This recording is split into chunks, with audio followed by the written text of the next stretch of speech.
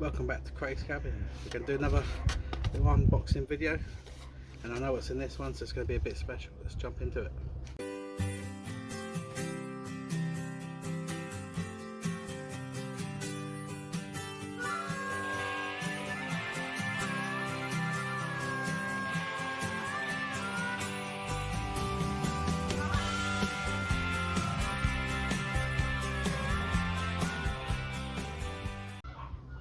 For those of you that don't know,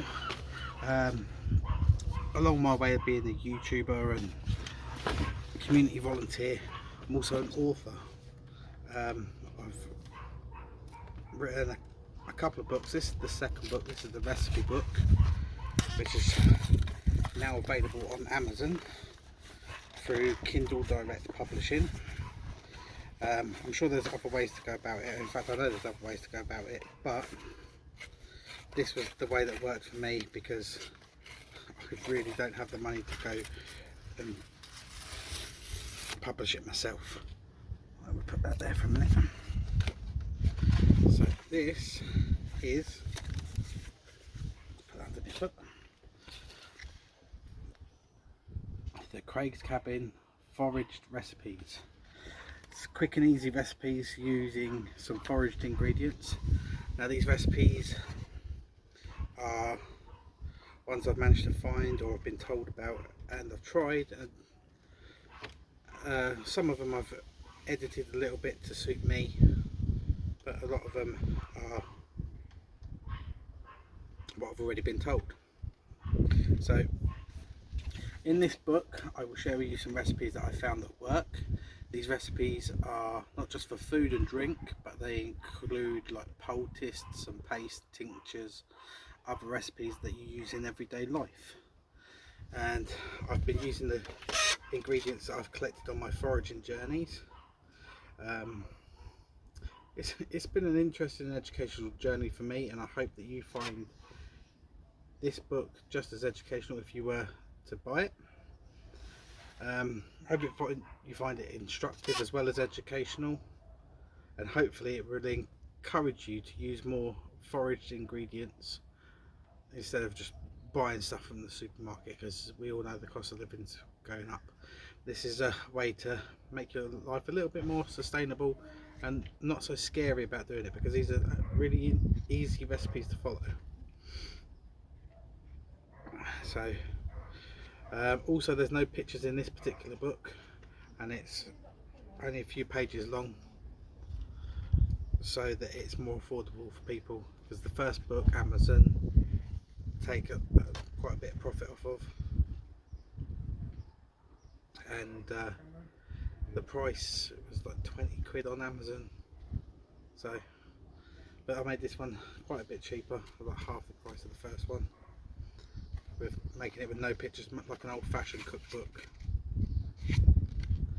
And hopefully it can help somebody. So let's go into here. So some of the recipes we've got in here, we'll do a couple of the food ones and a couple of the other ones in there. So like you might have seen I've done wild garlic recipes before on the channel, like the scones, but we've also got magnolia cream cake here, also dandelion honey, which we've done before,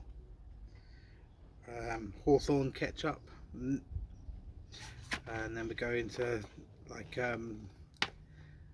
Sticky Willie's fever tea, which is made with goosegrass or cleavers.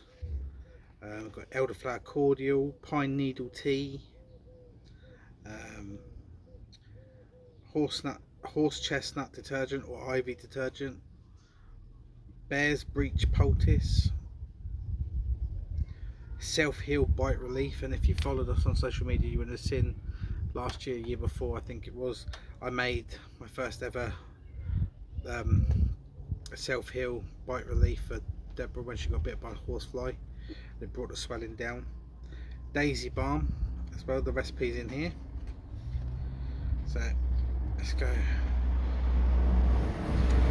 And obviously I've got to put a disclaimer in here because I know some people don't correctly identify stuff, so the disclaimers in here that The book is a guide for recipes that I've tried and found to work, but only after I've correctly identified what plants I'm picking. Now, I stress over and over again, always make sure you're 110% sure.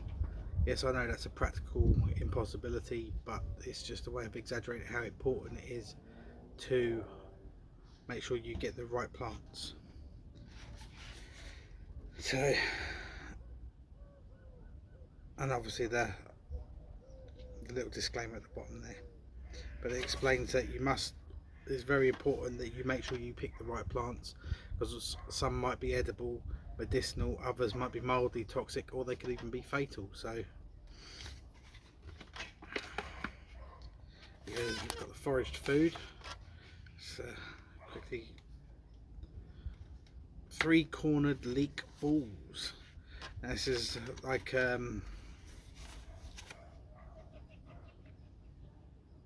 it's like making meatballs but without the meat. But I've also put in here that you could, where we would use a certain ingredient, you could use beef, pork or lamb mince as well. So it's 200 grams of 3-cornered leek leaves, 50 grams of stale bread chopped, 1 chopped chilli, 275 grams of thick lentil or split pea puree.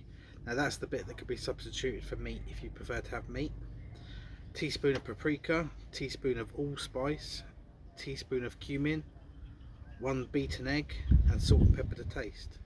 Now basically this recipe is, you add all ingredients into a food processor, mix them all up, don't make it into a puree, make it so it's what's the word, malleable, so you can form it into balls like meatballs, and then you can fry them, cook them, barbecue them. You turn them every couple of minutes till they're cooked, and if you wanted to have that little bit extra, just add 1 more teaspoon of paprika. So it's pretty easy recipes. Just literally chuck it all in, mix it all up, and cook it. It's like chestnut flapjack. So, 250 grams of butter or vegan spread, 250 grams of brown sugar, 400 grams of porridge oats, and a handful of crushed sweet chestnuts. You preheat the oven to 160, or you could do this over a fire as well. I've seen people do this over a fire. But heat the butter in the pan, slowly add the ingredients one by one, stirring as you go. Turn down the heat and line a baking tray.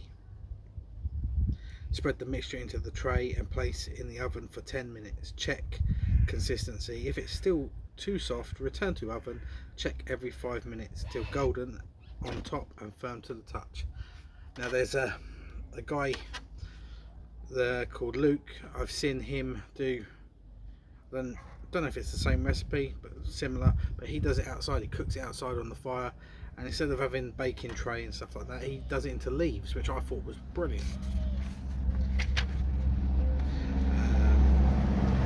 It's like, here we go.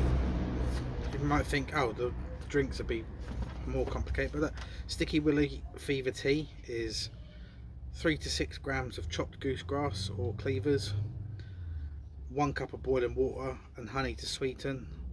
Wash your leaves, add 3 to 6 grams of the chopped herbs, which is the goosegrass leaf is actually a herb, to a teapot. Cover the herb with boiling water, put a lid on it, allow to infuse for around 15 minutes and strain through a piece of muslin or cheesecloth. Add honey to sweeten to your liking. So it's not complicated recipes. We've even got like this horse chestnut shampoo. Here you go, 20 horse chestnuts or buck size you might have in your country, 500 ml of water, 1 can of coconut milk, and a little bit of essential oils if you want a nice smell. First things first, gather your horse chestnuts and cut them all into quarters. Add them to the water in the pan, bring them to a boil and simmer for 25 minutes. Drain the liquid through a sieve. Dispose of the nuts into a bin. Do not compost them because they contain the soap chemicals called saponin. and add 1 can of coconut milk, mix and then refrigerate until cool, and then bottle it within a month, and then add your essential oils when you're mixing it in with the coconut. It's basically just boil some stuff up, mix it all together, put it in a bottle. There's really simple recipes.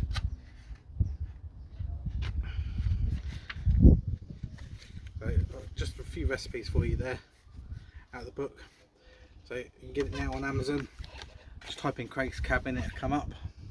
But it's the Craig's Cabin foraged recipes. Easy recipes to do with ingredients that you foraged. Yes, all the ingredients are not foraged, but there are foraged ingredients, like the sweet chestnuts, the slow blossoms, the sticky willies, the nettles. So there's a load of recipes in here for you to start with. This is just going to be the first recipe book. I will be doing others, but I am working on other books at the moment and other projects. So keep an eye out on our social media: Facebook, Instagram, Twitter. Where else? We got TikTok, we got Reddit, Pinterest, LinkedIn. We're on all of those, so go check us out. Don't forget to hit the like button down below, subscribe and hit the bell, get notifications when we put out new videos, and don't forget to go check out the book on Amazon. Go buy yourself a copy, and it's cheaper to buy a paperback copy for you to keep hard copy than it is to get it on Kindle. Made sure of that this time. So thanks very much for watching. You guys get a thumbs up from me. I'll see you later. Stay safe.